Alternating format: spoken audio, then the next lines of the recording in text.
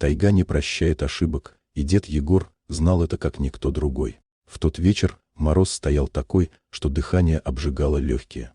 Егор возвращался к своей одинокой заимке после проверки селков. Сил почти не осталось, в голове была одна мысль — растопить печь и согреться. Но на подходе к дому он замер. Прямо у крыльца, перегородив вход в избу, стоял огромный медведь. Это был Шатун, зверь, который не залег в спячку, а значит был предельно голоден и смертельно опасен. Егор медленно снял с плеча старую двустволку. «Уйди, Миша, не до тебя сейчас», — прохрипел старик, взводя курки. Но медведь не нападал. Он стоял намертво, низко опустив голову, и каждый раз, когда Егор пытался сделать шаг к двери, зверь издавал предупреждающий рык и бил копытом по обледенелому насту. Он словно выталкивал человека обратно, в холодную ночную мглу.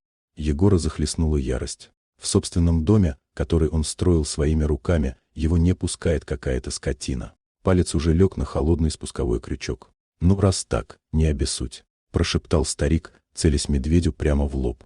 Но в последний момент Егора что-то остановило. Он заметил, что медведь не смотрит на него. Глаза зверя были прикованы к двери, а уши были прижаты, словно он прислушивался к тому, что происходит внутри избы. Медведь не охранял свою добычу, он преграждал путь к чему-то, что пугало его самого. Дрожащими руками Егор опустил ствол и, обходя избу по глубокому снегу, пробрался к маленькому, заиндевевшему окошку сбоку. Егор осторожно протер рукавицей иней на стекле и заглянул внутрь. Сердце старика пропустило удар, а верная двустволка с глухим звуком упала в сугроб.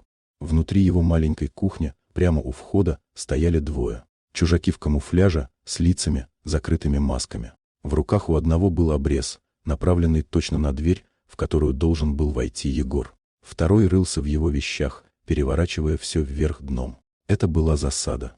Беглые преступники, о которых предупреждали по радио, ждали хозяина, чтобы расправиться с ним и забрать запасы. Если бы не медведь, Егор сделал бы шаг через порог и получил бы пулю в упор, не успев даже вскинуть ружье. Шатун, обладая феноменальным чутьем, учуял чужаков, учуял запах пороха и злой воли.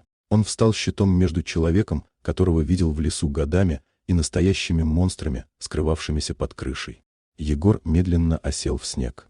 Он сидел под окном, слушая, как медведь на крыльце снова издал мощный, угрожающий рев. Услышав этот звук, бандиты внутри засуетились, в панике начали искать другой выход и, в конце концов, выскочили через заднее окно, бросившись наутек в темный лес, подальше от хозяина тайги.